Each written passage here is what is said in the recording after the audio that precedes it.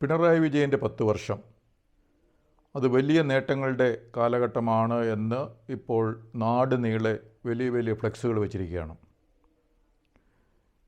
ഈ 10 വർഷം മുടക്കം കൂടാതെ റേഷൻ നൽകി, ഇവിടെ ഹൈവേ വികസിപ്പിച്ചു, വിഴിഞ്ഞം പദ്ധതി നടപ്പാക്കി, ഗ്യാസ് പൈപ്പ് ലൈൻ നടപ്പാക്കി, വീട് വെച്ചു കൊടുത്തു, റോഡ് പണിതു, പാലം പണിതു, അങ്ങനത്തെ കുറേ കാര്യങ്ങൾ. കഴിഞ്ഞ ദിവസം തൃശ്ശൂരുള്ള കാർഷിക സർവകലാശാലയിൽ എൻ്റെ സീനിയറായിട്ട് പഠിച്ച ഒരു അവിടുത്തെ ഒരു പ്രൊഫസറായിട്ട് ഉണ്ടായിരുന്ന ഒരാളുമായിട്ട് ഡിസ്കസ് ചെയ്തപ്പോൾ അദ്ദേഹം പറയുകയാണ്, കഴിഞ്ഞ 10 വർഷം പിണറായി വിജയൻ ഇവിടെ ഭരിച്ചതുകൊണ്ട് വികസനമല്ല നടന്നത്, പകരം നമ്മുടെ സമൂഹത്തെ നശിപ്പിച്ചു എന്നുള്ളത്. അപ്പോൾ ആ സംസാരത്തിൽ നിന്ന് വന്ന ചില കാര്യങ്ങൾ നിങ്ങളുമായിട്ട് പങ്കുവെക്കണമെന്ന് എനിക്ക് തോന്നി. കാരണം അദ്ദേഹം പറഞ്ഞത് കാര്യമാണ് എന്നെനിക്ക് തോന്നി. ഒന്നാമത്തെ കാര്യം, കേരളത്തിലെ ജനങ്ങളുടെ വിശ്വാസവും ആചാരങ്ങളും അതുമായിട്ട് ബന്ധപ്പെട്ട എല്ലാ കാര്യങ്ങളും ഒരു തകിടം മറിച്ചു. ആദ്യമായിട്ട് പിണറായി സർക്കാർ ചെയ്തത് ശബരിമലയിൽ സ്ത്രീകളെ കയറ്റി ആചാരലംഘനം നടത്തി. ശബരിമലയിലെ അയ്യപ്പൻ ഒരു മിത്താണ് എന്ന് CPMലെ നേതാവ് പറയുന്നു. ഗുരുവായൂരപ്പന്, അതായത് ഭഗവാൻ കൃഷ്ണന് അധികാരവും പവറും ശക്തിയൊന്നും ഇല്ല എന്ന് ഒരു LDF നേതാവ് പറയുന്നു. അങ്ങനെ നമ്മുടെ വിശ്വാസങ്ങളെയും ആചാരങ്ങളെയും ഒക്കെ നശിപ്പിക്കുക. അപ്പോൾ മനുഷ്യർക്ക് അതിലൊന്നും ഒരു കാര്യം തോന്നത്തില്ല, ഇതൊന്നും കാര്യമില്ല എന്ന് തോന്നും. രണ്ടാമത്, ശബരിമലയിലെ അവിടുത്തെ സ്വർണവും അവിടുത്തെ എല്ലാ കാര്യങ്ങളും മോഷ്ടിച്ചു കൊണ്ടുപോകുന്ന, അത് CPMലെ തന്നെ ശ്രീ പിണറായി വിജയൻ നിയോഗിച്ച ആൾക്കാർ തന്നെ അതിൽ പങ്കുള്ളതായിട്ട് നമ്മൾ കാണുന്നുണ്ട്. അവരെയൊക്കെ ജയിലിലായി, പിന്നീട് അവർ തുറന്നു വിട്ടു. അപ്പോൾ വീണ്ടും അവിടെയുള്ള ഭഗവാന് ഒരു ശക്തിയും ഇല്ല എന്ന് തെളിയിക്കുകയാണ്. ഭഗവാന് മുമ്പിൽ തന്നെ എല്ലാ സാധനവും മോഷ്ടിച്ചുകൊണ്ട് പോയാലും ഒന്നും സംഭവിക്കാനില്ല എന്നുള്ള ഒരു പ്രതീതി ഉണ്ടാക്കുന്ന കാര്യം. അപ്പോൾ നമ്മുടെ ആചാരങ്ങളെയും വിശ്വാസങ്ങളെയും മറ്റും തകിടം മറിക്കുക എന്ന ഒരു കാര്യമാണ് കഴിഞ്ഞ 10 വർഷമായിട്ട് നടന്ന ആദ്യത്തെ കാര്യം. അപ്പോൾ അത് സമൂഹത്തിൻ്റെ ആ ഒരു മൂല്യങ്ങളെയും അങ്ങനത്തെ കാര്യങ്ങളെയും ഒക്കെ ഒരു ചോദ്യ മുനയിൽ നിർത്തുന്ന ഒരു കാര്യമാണ്. സോഷ്യോളജിയിൽ അതിന് അനോമിക് സിറ്റുവേഷൻ ഉണ്ടാക്കുക എന്ന് പറയുന്നൊരു കാര്യം.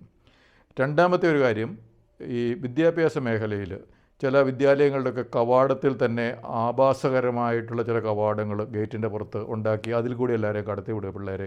അപ്പോൾ തന്നെ നമ്മുടെ മൂല്യങ്ങൾ ചോദ്യം ചെയ്യുന്ന, മൂല്യങ്ങളിലൊന്നും അർത്ഥമില്ല എന്ന്, ധാർമ്മികതയിൽ അർത്ഥമില്ല എന്നുള്ള സന്ദേശം നൽകുന്ന കവാടങ്ങൾ നമ്മുടെ വിദ്യാലയങ്ങളുടെ പുറത്ത് SFIയുടെ പേരിൽ ഈ കഴിഞ്ഞ 10 വർഷത്തിനുള്ളിൽ കേരളത്തിലുണ്ടായി.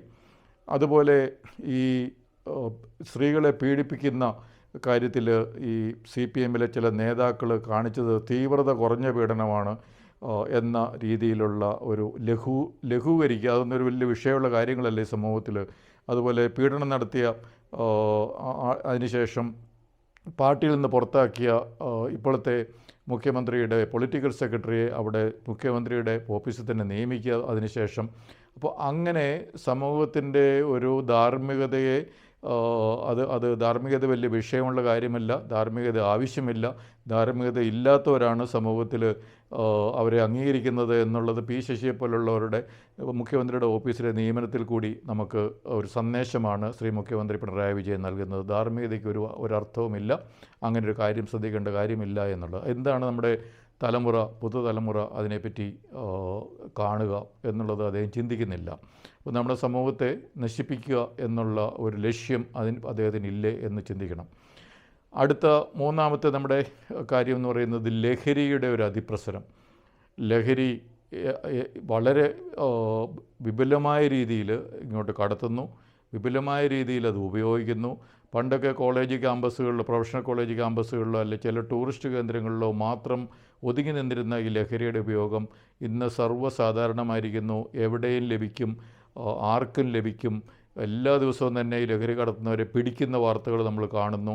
അതും പണ്ടൊക്കെ ചെറിയ ചെറിയ പാഴ്സലോ അല്ലെ കഞ്ചാവ് പോലെയുള്ള നാച്ചുറലായിട്ടുള്ള സാധനങ്ങൾ പിടിച്ചിരുന്നത് ഇന്ന് സിന്തറ്റിക് ഡ്രഗ്സിലേക്കും അതുപോലെ ഉത്തേജക മരുന്നുകളുമൊക്കെയാണ് ഇപ്പോൾ പിടിക്കുന്നത്. അപ്പോൾ ഈ ഉത്തേജക മരുന്നുകളൊക്കെ കഴിച്ച ശേഷം ഈ കഴിച്ചവർ എന്തൊക്കെയാണ് കാട്ടിക്കൂട്ടുന്നതെന്ന് അവർക്ക് തന്നെ ബോധമുണ്ടാകണമെന്നില്ല.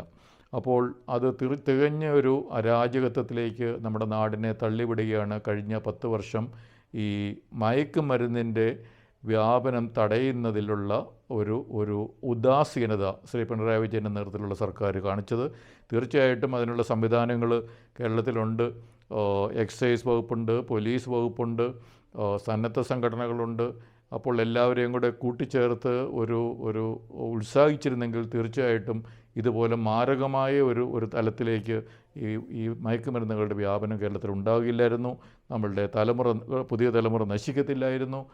ഇപ്പോൾ പുതിയ തലമുറയിലെ കുറേയധികം ആളുകൾ നശിച്ചിട്ടുണ്ട്. അവർ ഈ ഡ്രഗ്സ് കഴിച്ച ശേഷം പലവിധ ആക്രമണങ്ങളിൽ ചെന്ന് പെടുന്ന കാര്യങ്ങൾ നമ്മൾ കാണുന്നുണ്ട്. ഇനി അടുത്ത 4-മത്തെ ഒരു കാര്യം, കേരളത്തിൽ എന്ത് തോന്നിവാസവും കാണിക്കാം. ഒരു ഡോക്ടറെ കുത്തിക്കൊല്ലാം, ഒരു സ്ത്രീയെ എന്ത് വേണേൽ ചെയ്യാം, അമ്മയെ കൊല്ലാം, അപ്പനെ കൊല്ലാം, മകനെ കൊല്ലാം, മകളെ കൊല്ലാം എന്നൊക്കെയുള്ള രീതിയിലുള്ള ഒരു ചിന്ത നമ്മുടെ സമൂഹത്തിൽ വന്നിരിക്കുന്നു. പണ്ട് ഈ ബന്ധുക്കളെയും അല്ലെങ്കിൽ അപ്പനെയും അമ്മയൊക്കെ ബഹുമാനിക്കുക എന്നുള്ള ഒരു രീതി ഉണ്ടായിരുന്നു, ഒരു മൂല്യമുണ്ടായിരുന്നു നമുക്ക്. പക്ഷേ അതെല്ലാം ഇല്ലാതായ ഒരു കാലഘട്ടമാണ് ശ്രീ പിണറായി വിജയൻ്റെ 10 വർഷത്തെ ഭരണകാലം. അപ്പോൾ പിണറായി വിജയൻ നേരിട്ട് ഇതൊക്കെ ചെയ്തിട്ടുണ്ടോ എന്ന് ചോദിച്ചു കഴിഞ്ഞാൽ പിണറായി വിജയൻ നേരിട്ട് ചെയ്തിട്ടില്ല. പക്ഷേ പിണറായി വിജയൻ്റെ ഭരണകാലത്ത് ഒരു ഭരണകർത്താവിന് ഉത്തരവാദിത്തമുണ്ട്. ആ സമൂഹം നശിച്ചു പോകരുത്, അതിനു വേണ്ടിയുള്ള നടപടികൾ എടുക്കാനുള്ള ഉത്തരവാദിത്തം വേറെ അടുത്ത സംസ്ഥാനത്തെ മുഖ്യമന്ത്രിക്കല്ല, ഈ സംസ്ഥാനത്തെ മുഖ്യമന്ത്രിക്കാണ്. അത് ശ്രീ പിണറായി വിജയനാണ് കഴിഞ്ഞ 10 വർഷമായിട്ട്. അതുപോലെ നമ്മുടെ സമൂഹം നശിക്കുന്നത് ഈ നോക്കി നിൽക്കുക അല്ലാതെ അതിന് ഫലപ്രദമായ നടപടിയെടുക്കാൻ അദ്ദേഹത്തിന് പറ്റിയില്ല. അദ്ദേഹത്തിന് നിക്ഷിപ്തമായിരുന്ന ഒരു കർത്തവ്യമായിരുന്നു സമൂഹത്തിൽ എല്ലാവർക്കും ജീവന് സംരക്ഷണം കൊടുക്കുക, സ്വത്തിന് സംരക്ഷണം കൊടുക്കുക എന്നുള്ള കാര്യങ്ങളൊക്കെ. പക്ഷേ ഇവിടെ ഇന്ന് എവിടെയാണ് ജീവനും സ്വത്തിനും സംരക്ഷണം എന്നുള്ളത് ചോദിച്ചു കഴിഞ്ഞാൽ അതിനൊരു ഒരു കോട്ടം തട്ടിയിട്ടുണ്ടോ എന്നുള്ള കാര്യത്തിൽ തർക്കമില്ല. നമ്മളുടെ നാട് നീളെ ഓരോ ദിവസവും നമ്മൾ കാണുന്ന വാർത്തകൾ വായിച്ചാൽ മാത്രം മതി. അല്ലാതെ വലിയ ഒരു റിസർച്ചിലേക്കോ അല്ലെ സ്റ്റാറ്റിസ്റ്റിക്സിൻ്റെ പുറകെ പോകേണ്ട കാര്യമില്ല. ഇനി അടുത്തൊരു കാര്യമാണ് 5-മത്തെ കാര്യം, നമ്മുടെ കേരളത്തിൻ്റെ ഒരു മാഫിയാവൽക്കരണം. കേരളത്തിൽ പണ്ട് സാധാരണ ഒരു മണൽ മാഫിയ എന്നോ അല്ലെങ്കിൽ ചാരായം കടത്ത മാഫിയ എന്നോ ഒക്കെ കേട്ടിരുന്ന ചെറിയ അതുപോലെ സിറ്റി നഗരങ്ങൾ കേന്ദ്രമാക്കി ചില മാഫിയകൾ അല്ലെ ക്രിമിനൽ സംഘങ്ങളൊക്കെ ഉണ്ടായിരുന്നു. പക്ഷേ ഇന്ന് കേരളത്തിൽ ഉടനീളം ഒരു മാഫിയ പോലെ പ്രവർത്തിക്കുന്ന സംഘങ്ങൾ, അതിൽ ഭരണകക്ഷിയിലുള്ള ആളുകളുണ്ടാകാം, അതുപോലെ ഭരണത്തിൻ്റെ ചില വകുപ്പുകളുള്ളവരുണ്ടാകാം, അതിലെ ബെനിഫിറ്റ് പേറുന്ന കുറേയധികം ചെറുപ്പക്കാരും അല്ലാത്തവരും ഒക്കെ അതൊരു ജോലിയായിട്ട്, ഈ മാഫിയ പരിപാടികൾ ജോലിയായിട്ട് ധനാഗമ മാർഗമായിട്ട് ഒക്കെ അത് കൊണ്ടുപോകുന്നു. കൂടെ ഓഫ് കോഴ്സ് അതിൻ്റെ ബിസിനസ്സിൻ്റെ ഒരു അംശവും കൂടെ ഉണ്ട്. അങ്ങനെ കോറി മാഫിയ, മണൽ മാഫിയ, മണ്ണ് മാഫിയ, ഇതുപോലെ ലഹരി കടത്ത് മാഫിയ, കുഴൽപ്പണ മാഫിയ, അങ്ങനെ മാഫിയയുടെ ഒരു താവളമായിട്ട്, സങ്കേതമായിട്ട്, സംസ്ഥാനമായിട്ട് നമ്മുടെ കേരളം മാറി എന്നുള്ളതാണ് കഴിഞ്ഞ 10 വർഷത്തെ പിണറായി വിജയൻ്റെ ഭരണത്തിൽ കേരളത്തിനുണ്ടായ ഒരു തകർച്ച എന്ന് പറയുന്നത്. അപ്പോൾ കേരളത്തിന് പലരും പറയും ഇവിടെ വേറെ പല കാര്യങ്ങളൊക്കെ നടന്നില്ല, അല്ലെ നടന്നു എന്നൊക്കെ പറയും. പക്ഷേ കേരളത്തിൻ്റെ ഈ തകർച്ച എന്ന് പറയുന്നത് ഈ 5 കാര്യങ്ങളിൽ ഉള്ള തകർച്ചയാണ് ശ്രീ പിണറായി വിജയൻ്റെ 10 വർഷക്കാലത്തെ ഈ സമൂഹത്തോട് ചെയ്ത, കേരളത്തോട് ചെയ്ത ഏറ്റവും വലിയ ദ്രോഹം.